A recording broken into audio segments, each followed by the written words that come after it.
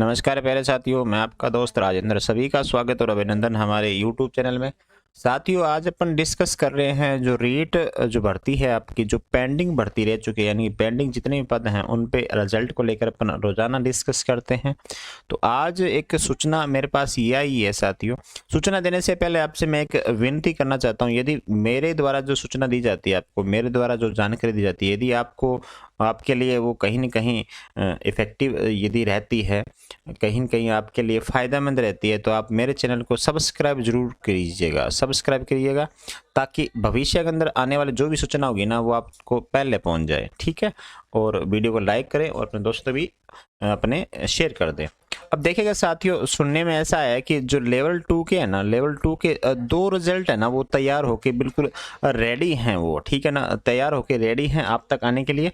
मैं बता दूं आपको, सबसे पहले एक रिजल्ट की तो मैं बात करूं आपके सामने, स्पोर्ट्स वालों का रिजल्ट आएगा। स्पोर्ट्स वालों का रिजल्ट क्यों आएगा, इसका रीज़न ये है कि साथियों, क्योंकि स्पोर्ट्स वाले ना रेगुलर बोर्ड के सामने बैठे हुए हैं, कोई भी घर इधर उधर नहीं जा रहा, कुछ नहीं फर्क पड़ता। आप 10-12 दिन की बात है, 10-12 दिन यदि अपनी आपने पूरी ताकत लगा दी है साथियों, तो बोर्ड पे प्रेशर रहता है। इस वजह से वहां आप बैठे रहोगे ना, तो वहां बैठने से क्या होता है, वहां की जो जितनी भी सूचनाएं होती है और उन पे क्या होता है, दबाव बढ़ता है साथियों। बोर्ड के ऊपर दबाव बढ़ता है कि इन बच्चों का हमने रिजल्ट निकालना है। तो स्पोर्ट्स वाले आप कभी चले जाना, बोर्ड वहीं बैठे आपको मिलेंगे। उसके अलावा बात करें साथियों, आपको बता दूं, धीरे धीरे आचार संहिता से पहले पहले जितने भी रिजल्ट है ना आपके, वो सामने मिलेंगे आपको। आचार संहिता यानी कि 12-13 तारीख 10 तारीख के बाद में कभी भी लग सकती है। तो आचार संहिता से पहले पहले आपके जितने भी पेंडिंग हैं, चाहे आप वेटिंग लिस्ट है, वेटिंग लिस्ट भी आ जाएगी, है ना। और जितने भी आपके जो पद खाली बचे हुए हैं उन पे भी आपका रिजल्ट आना भी बाकी है। तो कोशिश करो साथियों, बोर्ड पे ज़्यादा से ज़्यादा वहाँ संख्या में पहुँचो। प्रत्येक दिन आप है ना ऐसे बना लो कि बारी बारी से इतने 50 या 100 लोग हैं ना वहाँ पे पहुँच जाओ। जैसे 3 तारीख है, 3 तारीख को संडे आ जाएगा, 4 तारीख को वहाँ पहुँचो, फिर 5 तारीख को 100 लोग पहुँच जाओ। ऐसे करते करते 10 तारीख तक आप उन पे ना दबाव बढ़ता है साथियों। वहाँ आप बैठे रहोगे ना, तो उससे क्या होता है, उन पे दबाव बढ़ जाता है। वो सोचते हैं कि ये बच्चे कहीं ना कहीं है ना, ये दिक्कतें हैं इनको, कहीं ना कहीं ये रिजल्ट के चक्कर में यहाँ बैठे हुए हैं घर छोड़ के, तो उन पे दबाव बढ़ेगा, तो वो रिजल्ट निकाल लेंगे जल्दी से जल्दी।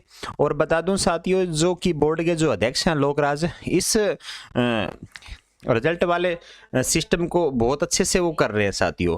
जितने भी रिजल्ट हैं वो जल्दी से जल्दी निकालने की कोशिश कर रहे हैं, ताकि जितने भी बेरोजगार युवा है ना, जो लगभग रिजल्ट यानी कि कट ऑफ के आसपास रहे, एक आधा नंबर जो कोई मेरिट लिस्ट चूक रहा है, तो उनको बिल्कुल वो चाहते हैं कि उनको कहीं ना कहीं फ़ायदा मिल जाए। ठीक है?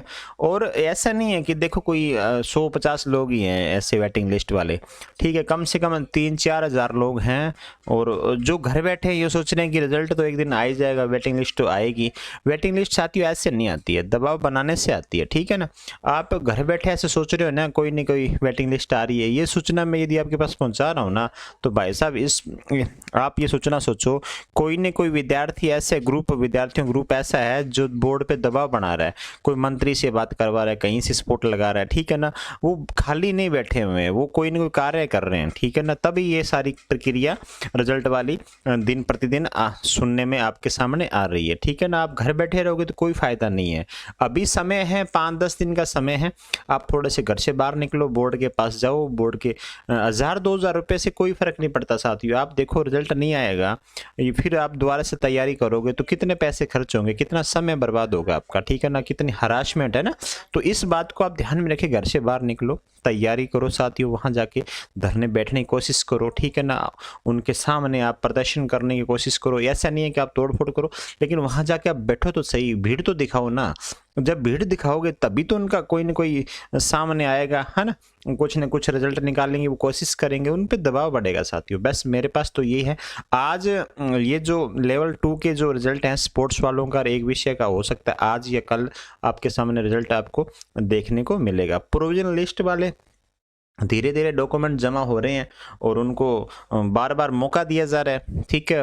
और जिनको मौका मिल रहा है, और धीरे करते करते उनका क्या हो रहा है, उनका रिजल्ट भी वो बोर्ड आउट करते जा रहा है। ठीक है ना? प्रोविजनल लिस्ट वाले घबराने की जरूरत नहीं है। जिनने डॉक्यूमेंट जमा नहीं करवाए और लास्ट में अपात्र जो रहेंगे ना, उनकी भी सूची आपको मिल जाएगी कि ये अपात्र हैं, ठीक है, इनको बार बार मौका दिया लेकिन इन्होंने डॉक्यूमेंट जमा नहीं करवाए, ठीक है ना। ये आप ध्यान में रखिएगा, बार बार ये क्वेश्चन पूछा जाता है कि सर जो प्रोविजन लिस्ट के अंदर है वो सभी का सिलेक्शन होगा कि नहीं होगा। भाई साहब आपको बता दूं सभी का सिलेक्शन नहीं होगा, ठीक है ना।